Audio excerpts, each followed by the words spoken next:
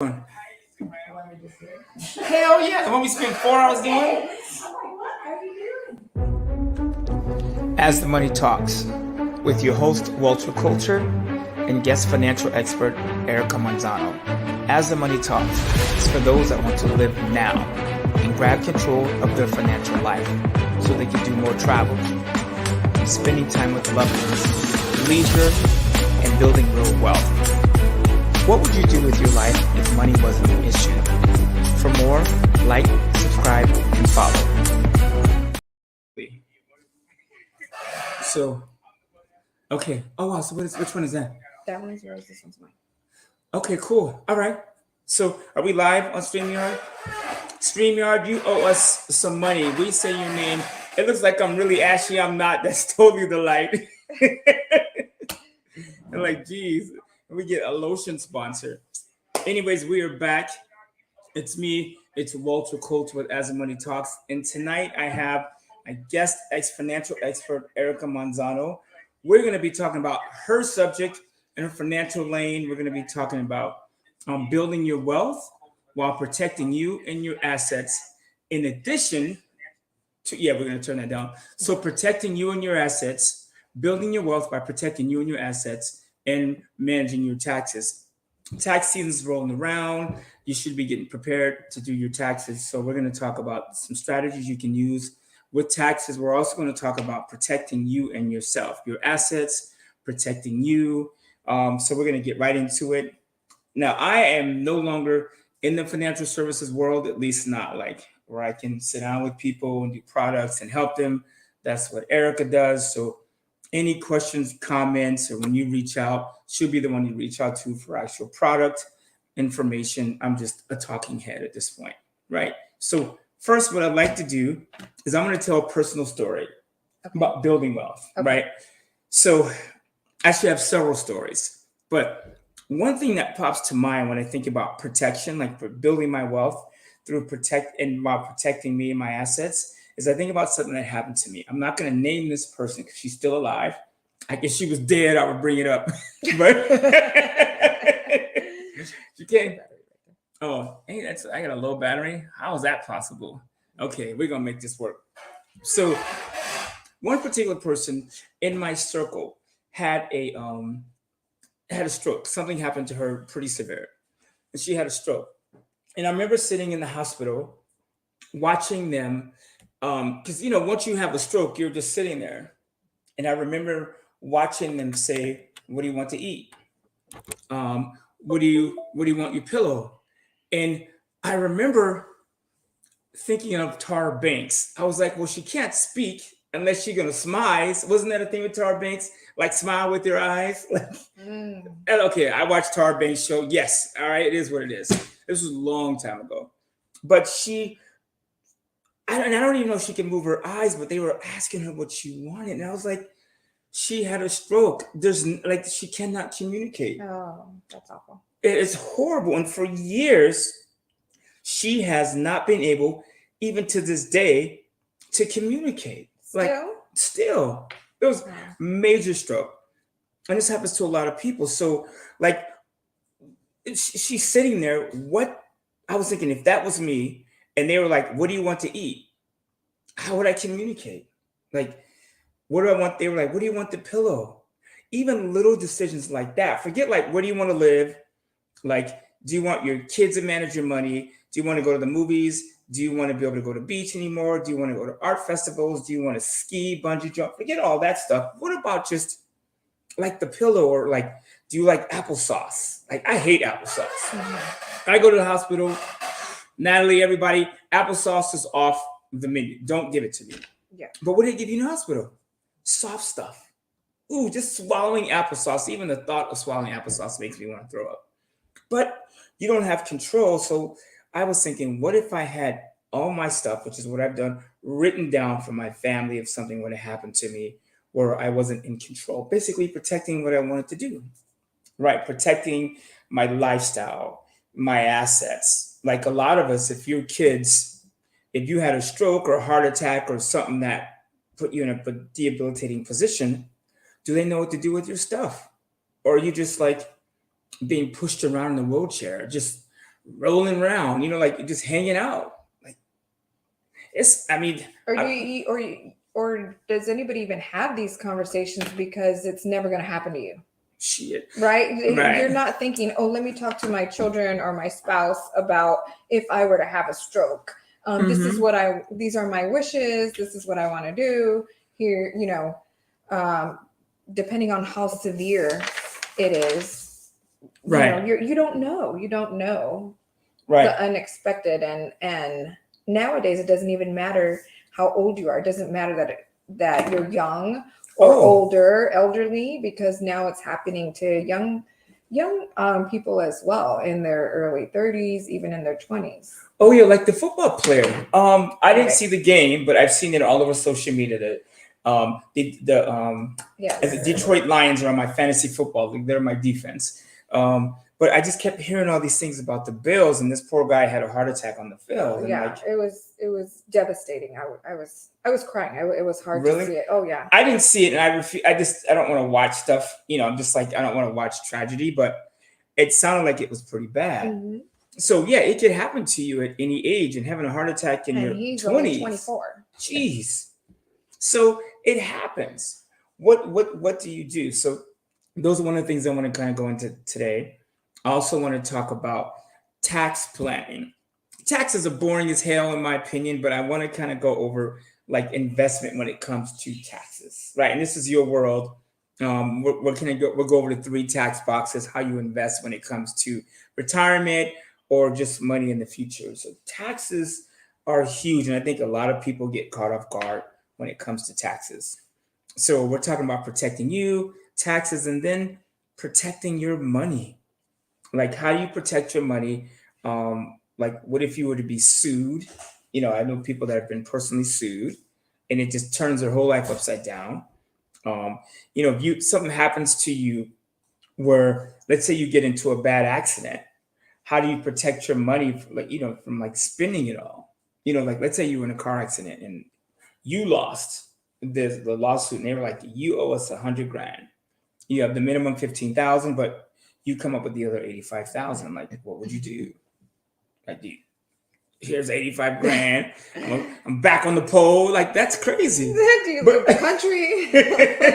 leave the country, right? Mexico, the border is wide open, and some people probably do that. So those are some of the issues we want to cover. So going to the top, let's talk about assets, right? Like, so what are assets? Basically, assets are money, material things, cars, annuities, life insurance, IRAs, investments, homes, real estate, you name it. How do you protect those things? So, and I'm going to kind of ask you a couple of things. So, let's say, for Okay. instance, I'm worried about the thing that worries me is getting older and having my assets be unprotected. So let's say I'm 70, which is a long ways away. Uh, I'm 70, and like a lot of people, I have health issues. What happens to my wealth if I have a health issue? Let's say I need like long-term care, um, or I need medical, like somebody come in the house and take care of me. What are some of the things and maybe products that you have access to that I could use to like protect myself? Well, actually, now I'm doing it now, but thinking about when I'm later, what's one thing that I could use? Right off the top, I'm thinking a living trust. A Okay. living trust to protect all the assets. Instructions. Okay. Yeah, protect all the assets. And also, if you were to get ill, it's better to have pre-planned some sort of benefit, whether it be disability or a living benefit, life insurance, all Mm-hmm. these things that are better priced when you're younger. Like now that you're saying Okay. you're 70 and now all of a sudden you get ill and this happens and now you're searching for some sort of insurance to cover you to pay for you to go to this Oof. home. And I don't want to go to a Yeah. home. Just right off Yeah, the bat, I want right. to stay. If I'm here, if I'm here Yeah, at 70, we to have other problems. somebody But to come take care of you, whatever option it may be that you choose or that your family chooses. together, it should be something that's been in place because it was still cheaper when you purchased it when you were younger and healthier versus Mm-hmm. now, it's going to be a lot more expensive to do so. Or, are you Right. going to have to, if you don't have it in place, are you going to have to sell your home or try and take a second out of your home? And now you don't qualify because now you don't have income coming in. Right. So how So do how you are you tap going to equity? qualify if your house is not a liquid asset? You can't punch a hole in that house and pull out some cash. As a lot of you are finding out right now in this market, Yeah. home equity does not belong to you. It belongs to the bank. Yes. Yeah. Yes. It's a loan against your income. The Right. house is. It's not. You don't own the house outright. And let me just take money from my house. It doesn't work that way. So you have to have things in place and pre-plan Right. with all these protections. Protect your income Mm-hmm. with these types of insurance, and protect all the assets Okay. And we'll get inside of into the living trust, which is your house. It could be real estate. It could be all your stocks, your bonds, anything money market, okay. um, all So your life insurance. All of that can go in. into the trust. Yes, into the Okay. trust. So the living trust basically just gives just gives us instructions, and right, like I have a living trust, and the cool thing from what I understand about a trust, and I'm not a lawyer, so I don't know too much about it, but from what I understand about my living trust, it's notarized, and so it comes with instructions, so it tells my family what to do. These were your wishes. Right. Not Yeah. yeah, well, wishes would be a will, but I get your point. Yes, these are my wishes. The This will is within the trust. right. You can Yes. put a will in the trust. So this is what I want. These are my um this is what I want to happen. So a living trust allows you to notarize it, from what I understand, and then put it in writing. So then it's like, okay, here's what needs to happen. One, two, then I have to name an executor, beneficiary. All So of the above. who do you want to control your stuff if you can't? Like, do you have a kid or a cousin, a relative, a friend that you trust to control all your money, assets, everything, and them to do the right thing? So, from what I understand, that is what a living trust is. And then you mentioned there's things you could put in the trust, like your personal residence, right? Yes, I yes. mean, Real estate, property, a health directive. Who's going to make decisions for you? What if you're not married at 70 for whatever reason, or even whatever age? right. You can assign one of your children to make these health directive decisions for you. Yeah, and is it your spouse that has Power of attorney. power of attorney, and is she the mother or he the father of your current kids, or is she the second wife or husband, and the kids are getting? I see this a lot where the kids of the original marriage, because let's say the wife dies, and now the kids, because he's on to boo number two, the kids get pushed out of the will or trust because he dies, and now boo number two inherits everything. I see that a lot.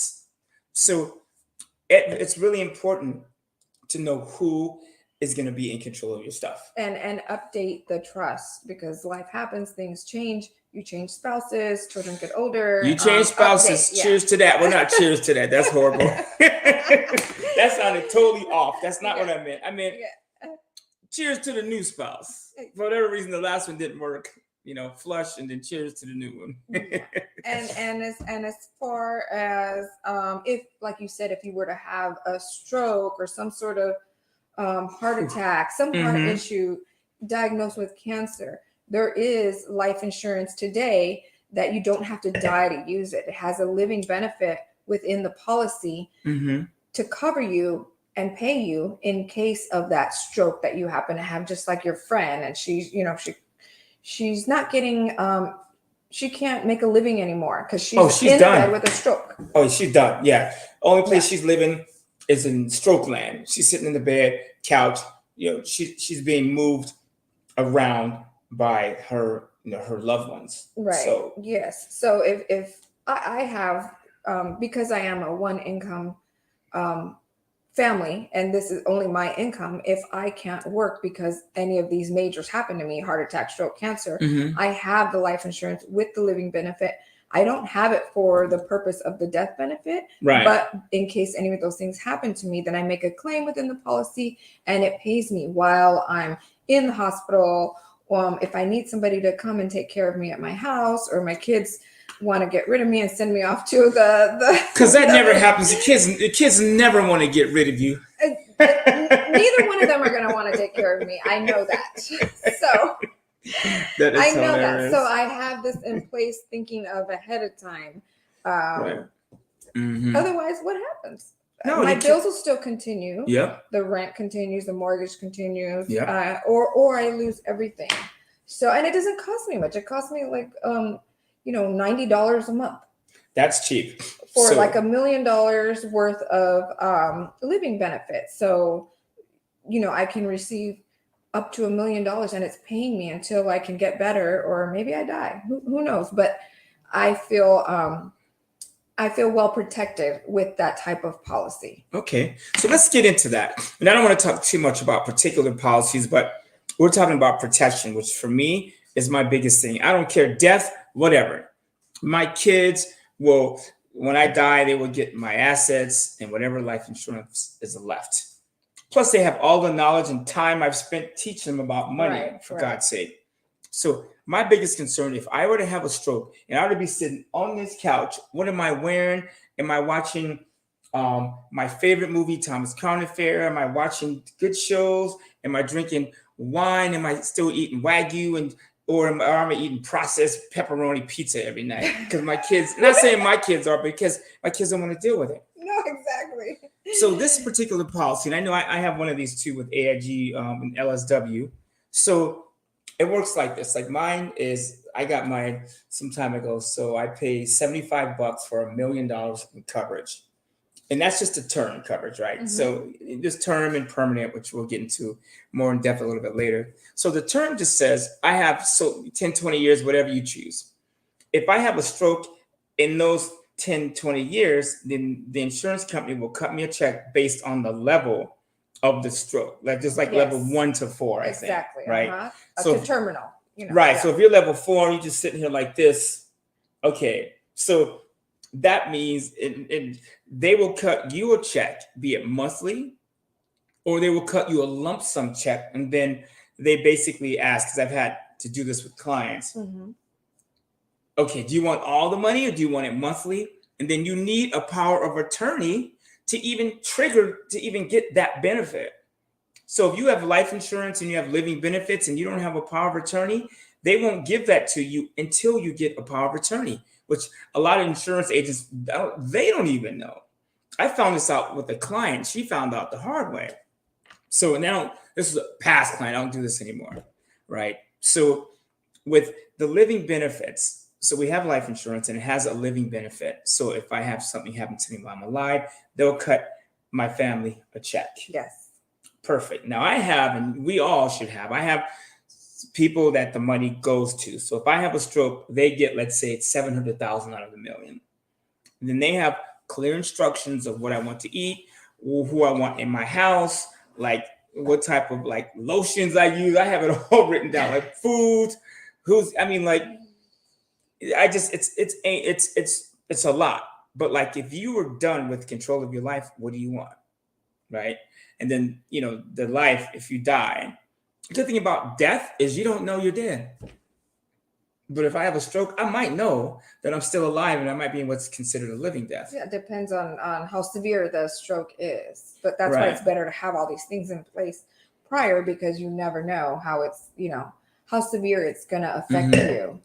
It's a lot to do. Just forget saving money, investing in real estate, stocks, bonds. Just protecting yourself is a huge task. Insuring your life. Like, all that doesn't even matter anymore. All those stocks or crypto that you bought. What crypto? Shit. Crypto my ass. Crypto. I think crypto Bitcoin's like at 12,000 or something crazy. If you're laid up in this hospital bed, none of that matters anymore. It's like, okay, how will I continue to protect my life? Which is the most important thing, right? Right. It really is. So for 50 to 75 bucks, I'm 50. Erica is not 50 yet. If she is, we don't have to admit it, right? But for 50 to 75 bucks, you can get like $1 million in coverage to protect you and your family, regardless of what company. Well, there's some shitty companies out there. So, right, you can reach out to Erica through social media, and we'll create some links. And how do we get a hold of you? Not for dates. I mean, unless you're into that. But like, how we get a hold of you, like on social media? On Instagram, I am Miss MS America with a K Finance, and Facebook, Erika with a K Manzano. Manzano. Manzano, like the apple. Manzano. Okay. Oh, I didn't even know that was a thing. Yes. And well, what's your picture? Is it like you and a kid? Is it just you in the picture? Just me. Just me. Okay. All right. I got my grandkid in my picture, right? Which right now I don't feel like taking out a picture, right? We're working on it. People try to get me to take Titus out the photo. Not yet. No. I didn't suggest that. It wasn't your idea. You love Titus, so I love babies. We're cool, right? So, okay, so that is one thing. Getting the easy insurance and protection. That's a no-brainer if you can qualify for it. And then so just say with the stroke, you did end up using, I don't know, 100,000 to because you were out for a year and you needed 100,000 from the policy, from the living benefits, right, to pay your current bills, just to live, just to survive. Say you pass away and you had $1 million policy, you used 100,000. Now your beneficiaries will still receive the difference of the 900,000. Which is still plenty for your beneficiaries. That's a lot of money, and considering you didn't work for it. And that's to pay off your assets, any of the things that they need to take care of. Like pay off your house. Yes, things they want to keep. Whatever it may be. I mean, I have 4 grandkids. I'm going to split it between all of them. Actually, I'm going to try and live as long as possible, but I get it. By the time I die, my 4 grandkids are loaded. That's the plan. That is the plan. Generational wealth. What's the cheapest way to pass generational wealth? Is through a life insurance policy. It really is. It's a no-brainer. We can pump the brakes. That is actually a good subject. If you have aunts, uncles, parents, grandparents, and they're still alive, get life insurance on them. So you can inherit something, and so you can then, sometimes you have to take care of their responsibilities. It costs a lot to die. It really does. And you're still taxed. Yeah, you have to pay your last tax return. So who's going to pay the taxes? The life insurance that was in place. And it's so cheap. It's so easy. Yes. And so there's term, and then I also have what's called the permanent insurance, which has a lot of tax benefits we'll get into, where it's more money because you're having to put in more money. You have to pay for the cost and then put in extra for cash. But it's a beautiful thing because you forget about it. You put away 300 or 1,000 a month, whatever the number is, and you just forget that it's happening. Then you look up and go, oh, I have 20, 30 grand sitting in this policy that I can borrow at 3%, or if whatever. It's always good to have money put away. And plus, the term policies will end one day.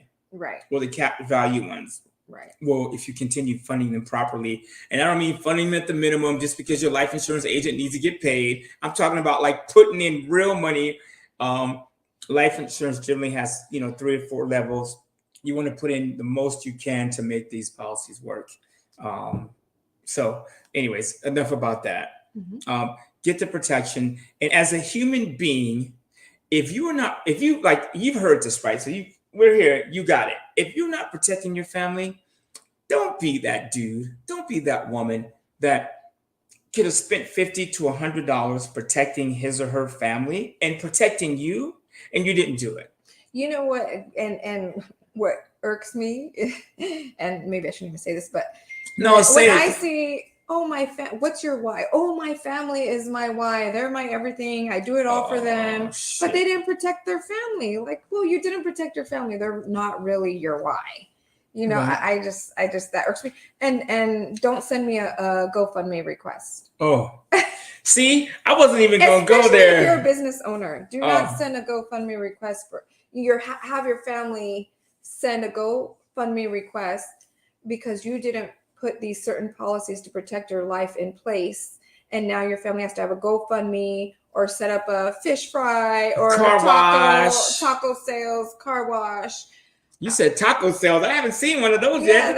They're making tacos, tamales, whatever it may be. Don't do that to your family. That's so embarrassing. It costs you nothing to insure your life. Do it for your family, your wife. Yeah, people say, "Oh yeah, I love my family." No, you don't. You don't love your family because, and protection is cheap.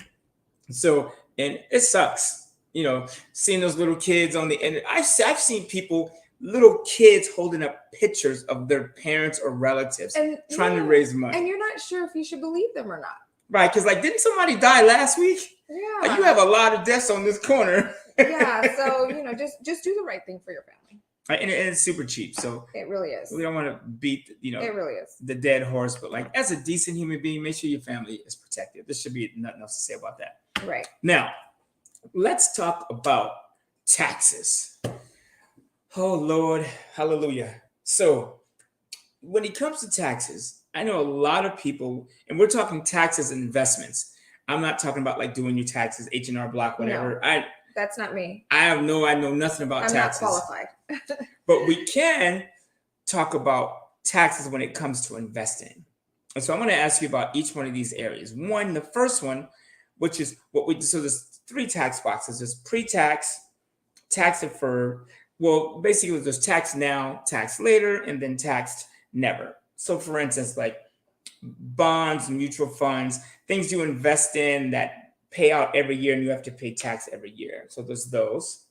Then there's the IRAs. And I know a lot of people will talk about IRA rollovers, and I know that's kind of one of your specialties, like rolling money over from like an old annuity or IRA and putting it into something that's more effective. That's more tax deferred, where you will avoid tax up front, but then pay tax later. And Right. then there's the tax never. Once you invest and put it in there, the tax will grow. I mean, the money will grow, and then you will pull it out tax free. Right. So let's talk about the tax now. Everything that's taxed now. Right. Every vehicle that you're putting your money into now, that is taxed. Right. We're going to be taxed. Like, let's say, for instance, like that money, at least in my opinion, you can tell me if I'm wrong. Like, tax now money is money that you need access to soon, like money in stocks, bonds that you may need in 2, 3, 4 years. Right. And as soon as you realize those gains, Mm-hmm.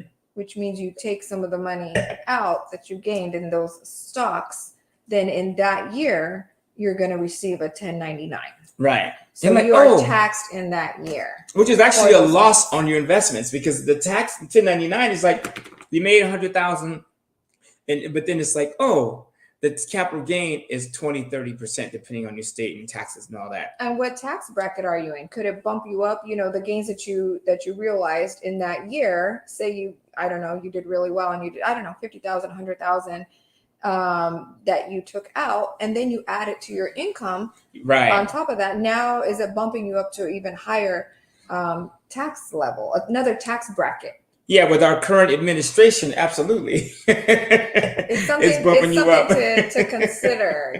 It sounds amazing. Oh my God, I'm gonna cash out on these stocks because I made $100,000. But are you going to be paying more in taxes? Just know that year you will be taxed. It will be taxed as income, those gains. Right. Like a lot of people that bought crypto and Bitcoin are finding out, even though that they bought Bitcoin and then they sold it for a profit, but reinvested it and then lost, they, from what I understand, tax is due on the original gain of the crypto.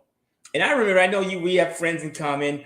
I don't know if you went to the meeting I went to in Newport Beach, where the guy was like, sell your insurance, cash out everything, buy Bitcoin.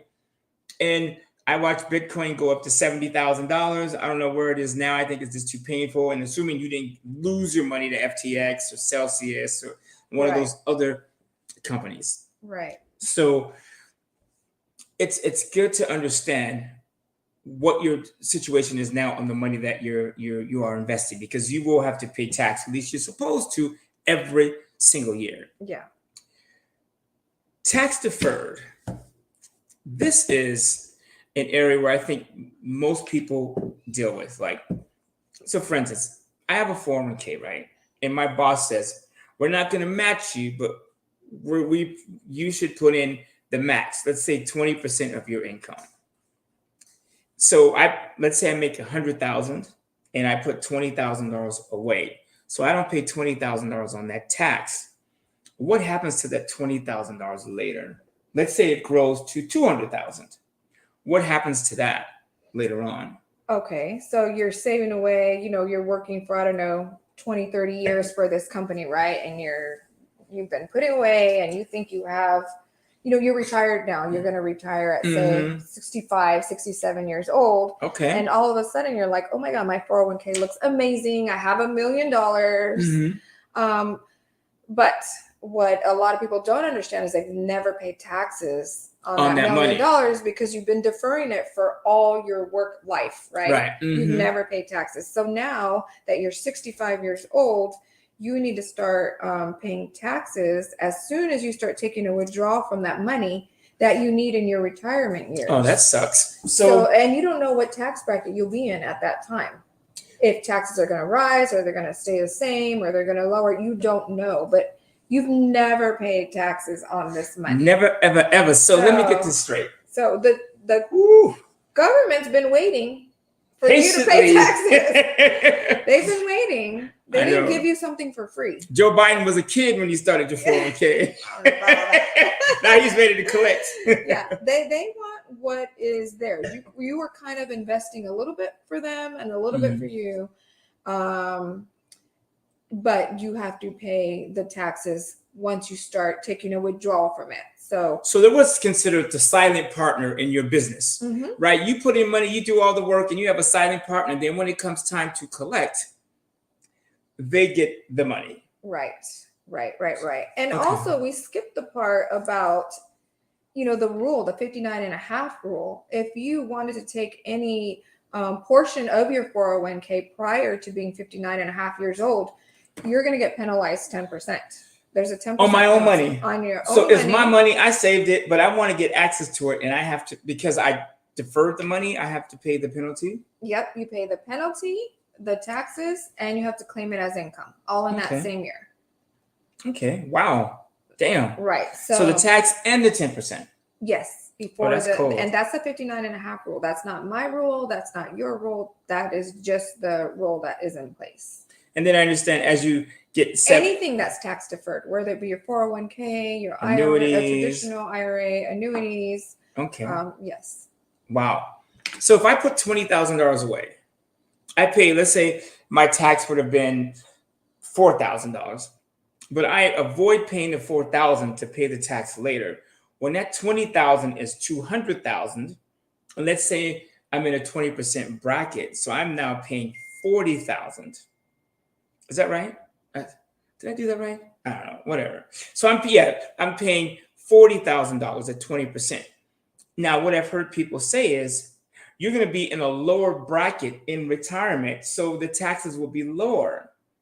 But if I'm in a lower bracket at $200,000 versus $20,000, I mean, how low of a bracket do I have to be in for the tax on $200,000 to be less than $20,000? And who says you're going to be in a lower tax bracket? Who plans on making less in retirement? And on top of that, the write-offs that you had prior, you probably no longer have. You probably had a mortgage that you can write off. Maybe you had kids that you were paying for in college that you had. Unless you waited too late, you in your 60s and you having kids, and I see people doing it. Yeah. Grandma, no, that's my mama. Yeah. So you no longer have those write-offs. So, it just... So you lose the write-offs. Your house most likely is paid off, and I think the home deduction is in trouble anyways. And now your deductions are low, but now you have Social Security, pension, whatever side hustle money you have. Then your Social Security, your retirement benefits, 401k, annuities, all that stuff, income from real estate investments, rentals, all that stuff comes at you, and you get to pay tax on all that together. Winning. Golly. You are not the father. Wow. It's a great plan for so why do people do it then? Business partner, the government. Well, it's what society knows that is in place. Everybody knows of the 401k, and that's the plan that your employer offers you. They offer you this platform, whether they're matching you or not. This is what they're offering you as a 401k. Okay. So, and most people don't do any research to find what other vehicles or platforms are available for them. They're just going off of what their parents or grandparents or Mm-hmm. their, their relative told them. Yes, max out your 401k, put it all in there. I'm Right. putting the max, which is 20,500, and it's growing, and I have this much in my 401k. Even Right. though it's a volatile account and it's losing money, that's all they know, and they seem to be okay with it. They seem to be okay with it. Yeah. It's one of those things like when I was a kid, and this is a long time ago, I used to watch National Geographic, and the little Africans, what they used to do is they used to put nuts in a hole, and the monkey would grab the nuts and he wouldn't let go, and so his hand would be stuck, and they would whack the monkey. And I always used to think of this video as a kid. It was some horrible shit, but it was true. You can Google now. Monkey gets whacked by the little Africans or whatever the video was, and that reminds me of taxes. You put money in, you put money in, you put money in. And then you go to grab it, and you don't want to let go of those financial nuts. Like those are your nuts. And then in order to get your money out, you have to leave some behind. Right. And that's what tax deferred is. Yes, you Mm-hmm. may save a little bit in your taxes now in your working years, but when you're ready to use that income, say we did use the example of you retiring at 65, and now you need that income Right. to survive till say 85, which is the average age that people are living to. Right. That has to last you 20 years. Jeez. That has to last you 20 years of your life. So now it's being taxed. Are you going to run out of money? Which is scary. Yes. And then things are going up in value. So that's the thing that I always wonder, like with inflation. Okay, let's say I'm 70 and I'm retired. By the time I'm 90, things may be more. So, but your income doesn't tend to, or your investments may not keep up with that. So not only are you getting whacked in taxes, you're also dealing with inflation. Now, I do want to take a step back because it's not a total bad investment. Sometimes a 401k or what I consider a forced IRA or something your employer sets up is good because some people won't save. A lot of people that I met when I was in your industry, only money they had was in the 401k is because they put it in there and it came out of their check. Right. And they couldn't tell you what stocks, bonds, what was in it. They like, hey, by the way, you seem like a nice person. Can you look at my 401k and tell me what to put in and how to invest it? Right. Yes. If they're Lord given Jesus. the platform, then they'll utilize it for most, which is fine. Just nobody comes in. There's not a financial advisor that comes in and says, okay, these are the rules of the 401k. It's tax deferred. It has the 59.5 rule. It has the required minimum distribution rule. Right. If you don't take the money out at 72 years old, then we're going to tax you. This penalize year you. bumped up to 73 years old. But nobody knows the rules, which it's not cool that nobody understands it. Right, but they're putting money in it. They're putting money into it. They don't know the fees behind it. Like they know nothing. The 401k fees are pretty high. But again, it is better to do that than nothing at all. Because a lot of people that I talk to only thing they have is a 401k because they did it. It was sort of a forced savings program and they never thought about it. And I've met a lot of people that didn't really have anything. And I'm like, hey, what about your 401k? Oh yeah, I started that 20 years ago and they got like $400,000 in it. Yeah, no, and the whole life changes. As long as, and if you do something that's going to make you money with it, I mean, I think, when I was young, I bought my first home at 28 with my 401k money. So because you can take a loan against the 401k, which is good. You can take a loan or a withdrawal, totally up to you. But yes, I was able to buy an asset with that money. So that makes sense. See, so and if I didn't have the platform, then I probably wouldn't have been able to do that. Right, because with happy hour and all those things that come up, saving money is kids. I don't know about happy hour, but kids. Well, yeah, kids is a whole other subject. Right, no, kids, I get it. I mean, I have 6 kids, right? And people say, I can't wait till my kids get 18.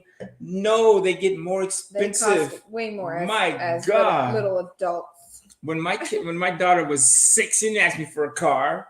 It's like you get a $5,000, $6,000, $10,000 request, and you be afraid. I know with me sometimes I'd be afraid to answer the phone. Yeah.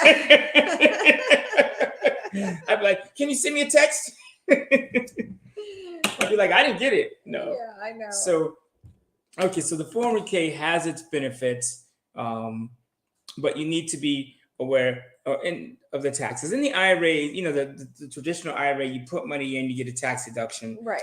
and then you pay money later on the end. So you need to be Right. aware of that. And the difference between the traditional and the Roth, one is, after tax dollars, and one is, traditional, it's deferred, and the Roth is your after tax dollars. So all those gains are not taxed. Okay. So let's talk about tax never. And when I say tax never, what I mean is you put money away, and then so the tax is paid up front, but it's paid once, and then you get to put the money sits there and it grows and accumulates, and you can withdraw from it tax free. Mm-hmm. Let's talk about some of those. Let's start with the Roth IRA. Okay. Right. So from what I understand, and I don't know all the rules, the Roth, you can put money in because it's after money you made, you pay tax on, then you put it away. From what I understand, you can get to the principal whenever you want because you've already paid the tax on it. But the earnings, you have to wait till, again, 59 and a half, 5 years of having the plan. There's more rules in there. I don't want to get into all the details, but you can get to the income tax-free after you meet certain rules. Yes, like the 5 years, and the max you can contribute to that policy is $6,000 unless you're over, 50 years old, then you get to put an extra $1,000. So it's like, a catch-up rule. So I can put in 7,000, okay? Yes, you can put in 7,000. But Okay. that is the max. Okay. That is the rule. Okay. So that seems pretty reasonable. Yeah, it's not a bad deal. So now, what are some other places that I can put that pay the tax and the tax never, pay the tax now, and then put it somewhere where the money can sit and grow without me paying tax on it again? Like, what are one or two things that I can do if I just wanted to get it done out of the way and kind of put it on cruise control? Okay, so another type of pension plan beside or that mimics a Roth IRA with no contribution limits. Like we said, the Roth has the limit of $6,000. There is a cash value life insurance. Okay. That there's none of those rules apply to the cash value life insurance. Not how much you put into it, not when you can take money from it. You're not taxed. All those rules don't apply because it's not a government program. I like that. It's a life insurance policy that builds equity within the policy. Correct. So for my cash value policy, which is an index policy account, which we'll talk about later, hence my notes written down. So on my particular policy, from what I understand, life insurance, they don't have a limit to what you can put in depending on the size of the policy. Right. So if you have a $500,000 policy, there is a limit, so to speak, based on age and size of the policy, but you can increase your policy so you can put in more money. Right. So if I wanted to put away $40,000 a year into my life insurance, I could just have a big enough life insurance policy. But that's the insurance company, not Joe Biden and them, or the IRS. Okay, so then I have flexibility. You own it, you control it, you treat it like your bank account, depending on your goals and your strategy. Say you're an investor and you flip homes, and you need to always have cash on hand available if a good deal comes up and you need that money. Sometimes you have to go to a hard money Lord, don't I know? Right? And it's hard on a brother. Hard money is yes. So if you had this money already into your own policy, and the strategy behind this policy, if I knew that that's what you do is that you flip property and you need access to this money, we're gonna we can put a lump sum up front, and when you're ready, you take a loan on your own policy instead of reaching out to the hard money lender, because you are your own bank within the policy. That's a big life insurance policy, but I know what you mean. It's a funny story, not funny, but I have AIG, and so they said that I can borrow money at 3%, and I was like, that's cheap.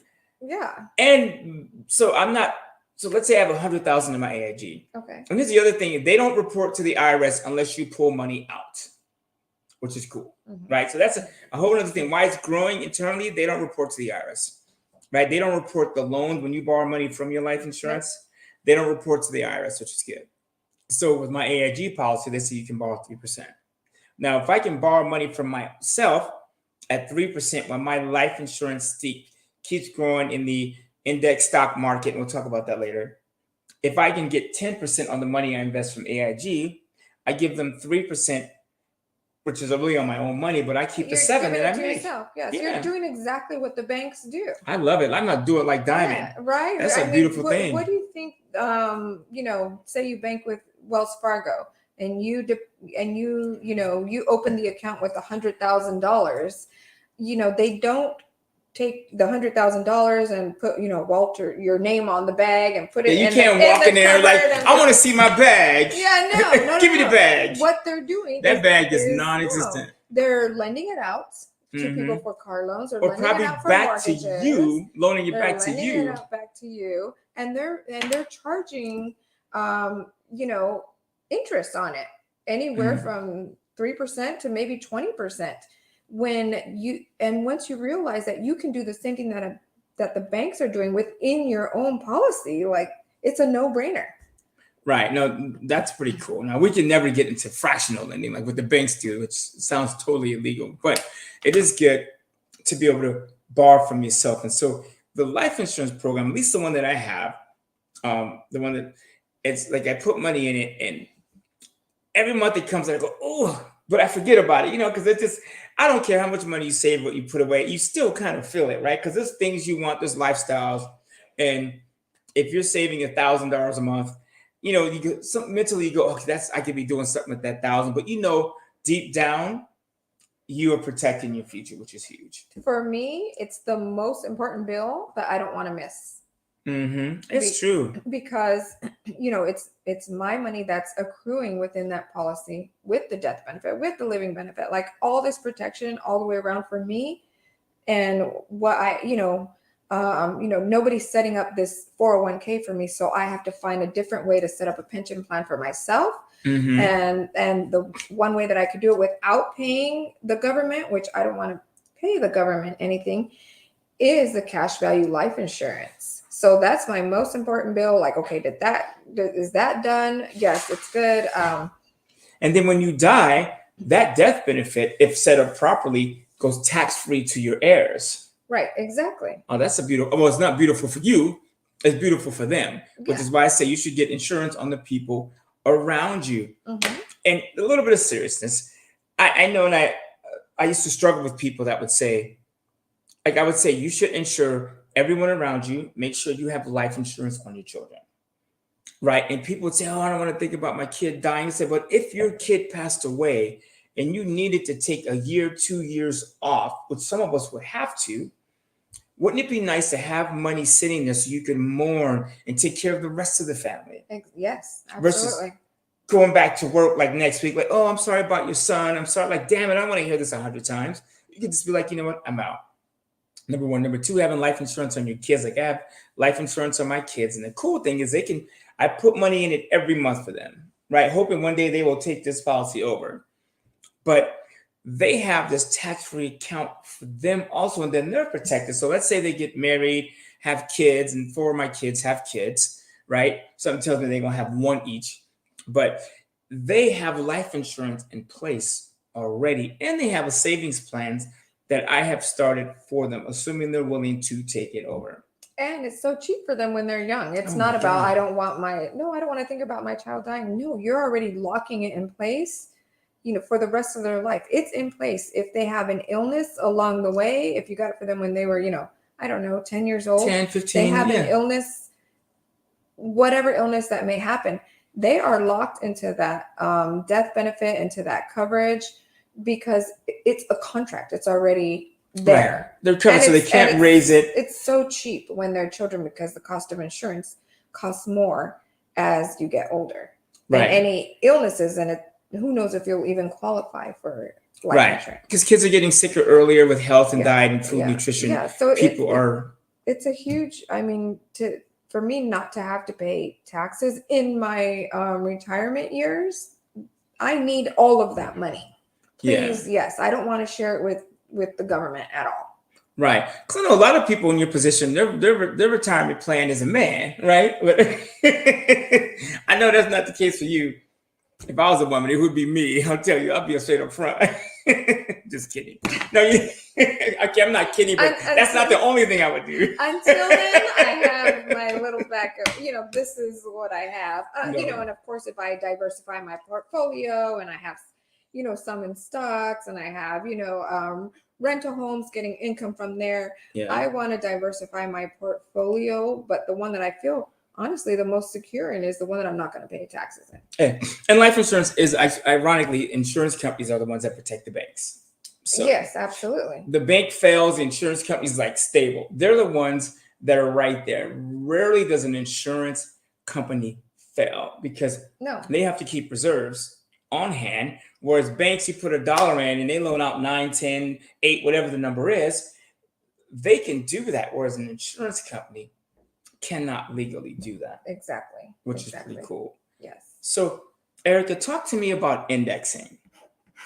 As far as protection, I'm not talking about index mutual funds and things. I'm just talking about indexing when it comes to like annuities. There's like, I have index universal life insurance.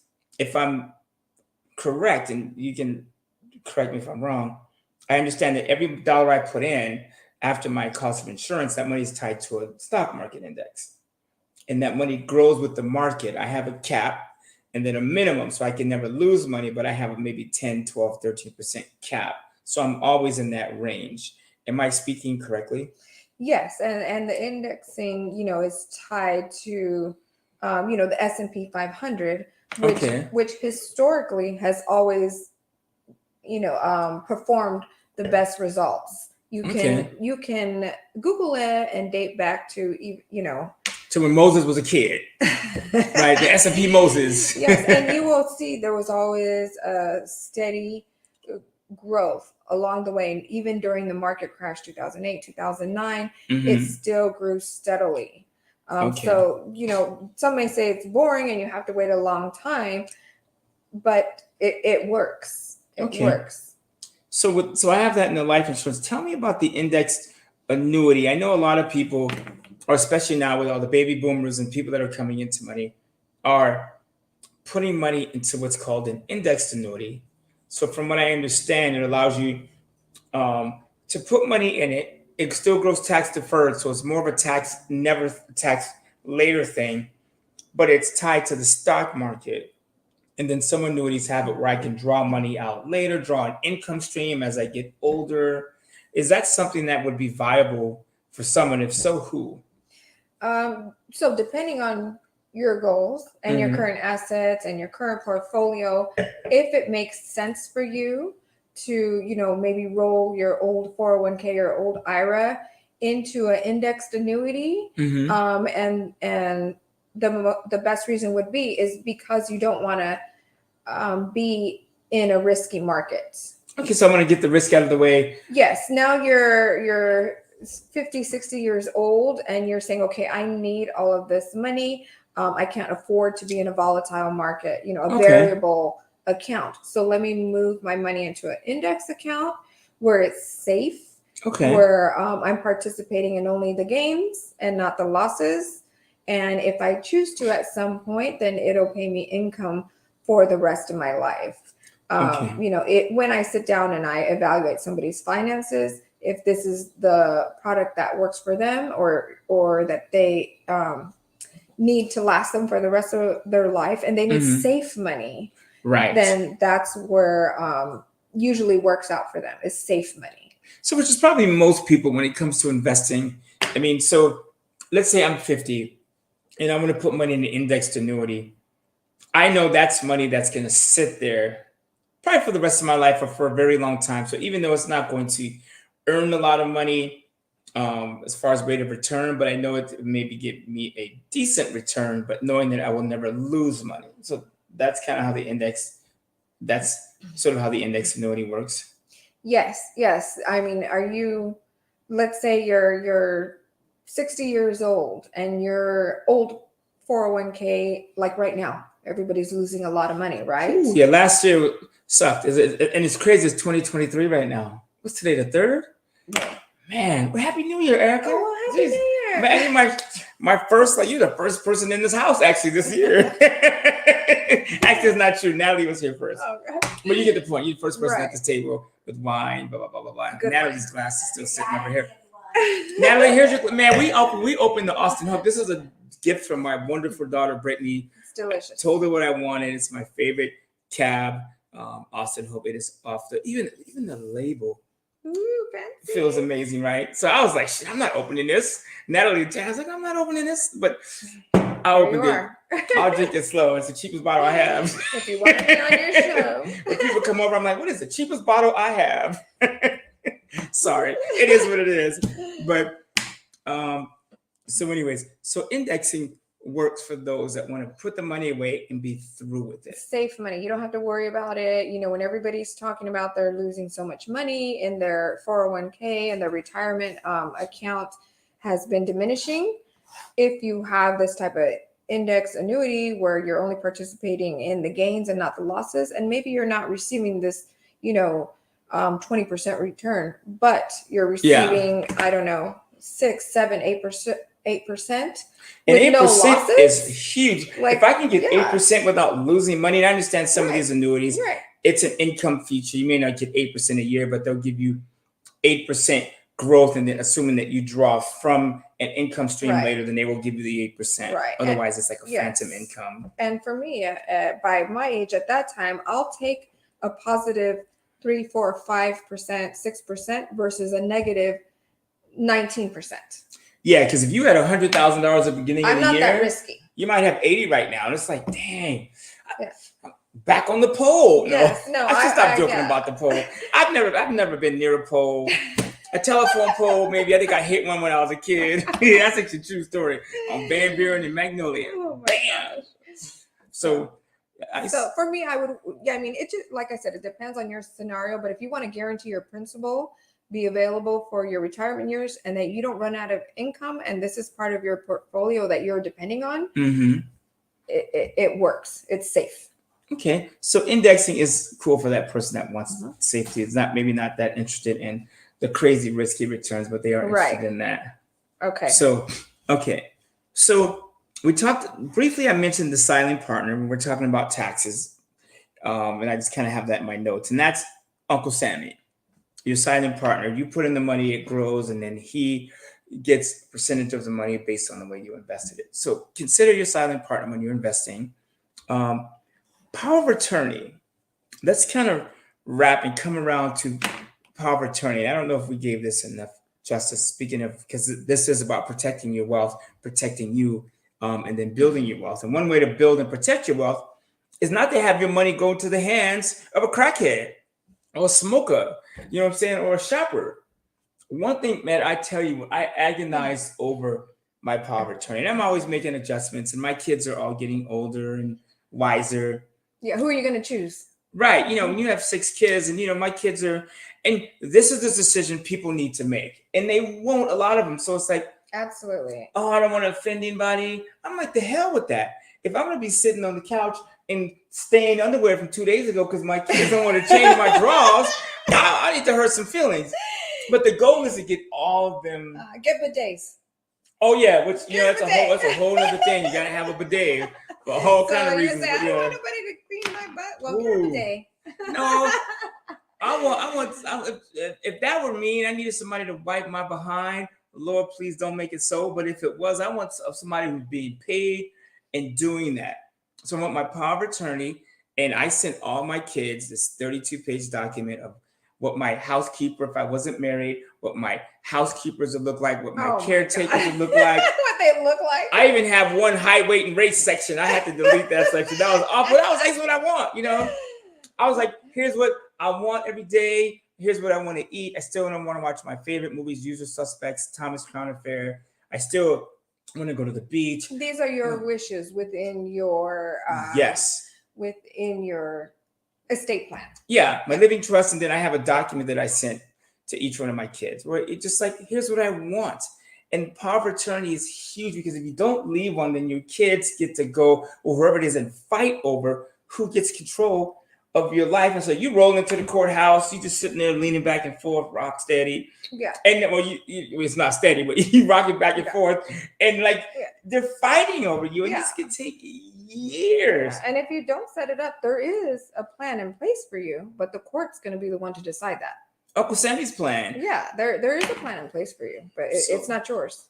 So that would be one of my most important things, getting the protection, and then having that person or people. You can have a group of people.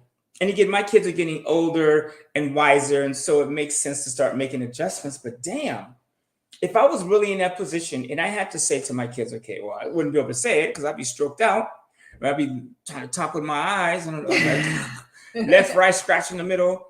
I don't know. I want to go to the beach. What's that? 2 blinks? I mean, shit, I don't know. There needs to be instructions in the will. 2 blinks is. Yes. And I don't care what you think about me. Here is what I want. And for $75 a month, AIG told me that I could have $1 million in coverage and living benefit protection, plus my other cash value. So I was like, I rest easy. So I could save my way. I could save for my retirement and do those other things without worrying about like stroke, heart attack, car accident. I was T-boned in Texas and my car almost flipped over. I could, not could have died. Worse than dying would be injured to the point where I couldn't control my life. Right. And what if you can't feed yourself, bathe yourself, transport yourself, all those things? Like, who's going to do all that for you? I said my kids down there watching Netflix and I'm sliding in the tub, like about to water up to my neck. You know what I'm saying? Just turn up the volume. You know what I'm saying? What was that thump? Oh, I think Daddy fell again. Ain't nobody got time for him. No, I want 2, nice nurses to take care of me. You know what I'm saying? So that's what I want. And so the power of attorney. I think Raider Tommy here said, "What's the average cost to set up a living trust?" Oh, I would say the average cost, depending on maybe how many properties you have, and if you want it done legit by an attorney, the not average is about $2,000, maybe a little bit more, maybe a little bit less. It varies. You can go to a paralegal who will charge you a lot less, but when it comes down to, and you'll get a lot less. Yeah. What if it doesn't stand in court? What if there's errors? So it's totally up to you. But I would say the average is about $2,000. But if you don't have it in place, then it's going to be, it's going to be a lot more for your family if your assets have to go to probate. Yeah, it's good to have a living trust. I mean, at least get something living trust in writing, because the will is just the intentions, doesn't hold really weight. It doesn't hold in court. No, it's just your wish, but no. Where a living trust will give you, will solidify because it's notarized, and it will tell your friends and everybody, here's what is going on. Right. And then you want to make sure it has you want to make sure it has the power of attorneys for asset management, healthcare inside of the trust, right? And then you have to, when you do a trust, it needs to be funded, because a lot of people will do a trust, but then not change the name of the actual asset and put in the trust. So let's say Tommy had a Range Rover, right? And he wanted to keep it in the family while he was alive. The Range Rover would need to be, from what I understand, things could have changed, titled, the pink slip, the title of the Range Rover should be changed to the name of the trust. The name of the trust. Yeah. Otherwise, it's not funded. And again, I could be wrong. It's not, Yeah, the name of the trust itself is its own entity. So it can be the owner of the house. It can be the owner of all your investment properties. It can be the owner of your life insurance policy. It's its own entity. It's not under Raider Tommy. It's under.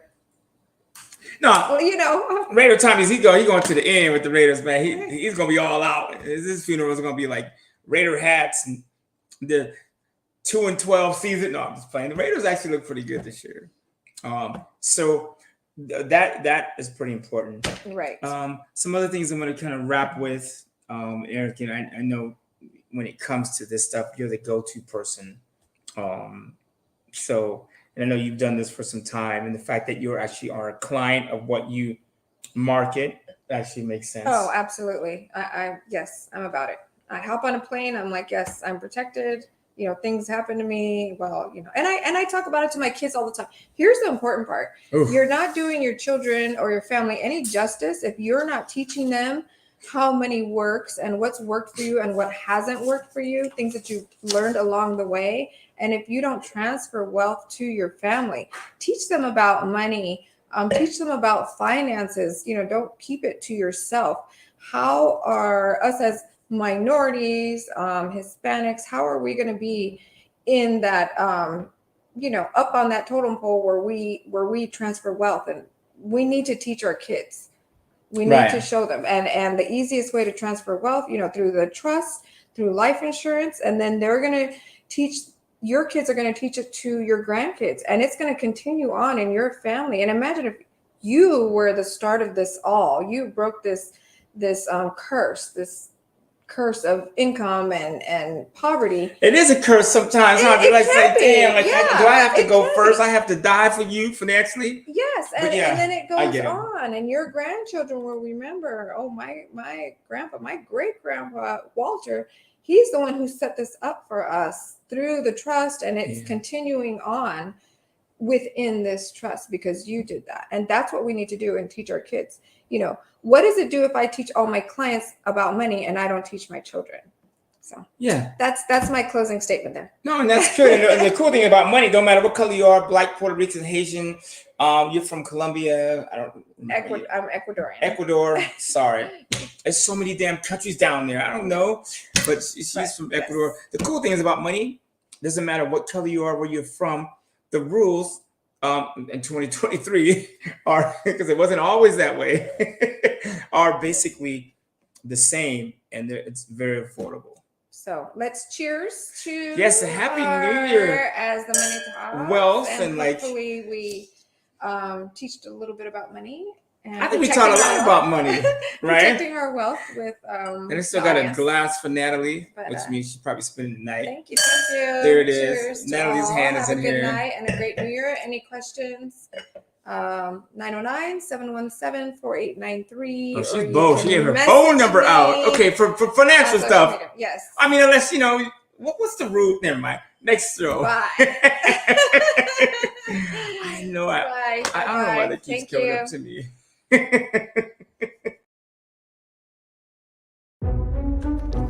As the Money Talks, with your host Walter Coulter and guest financial expert Erika Manzano.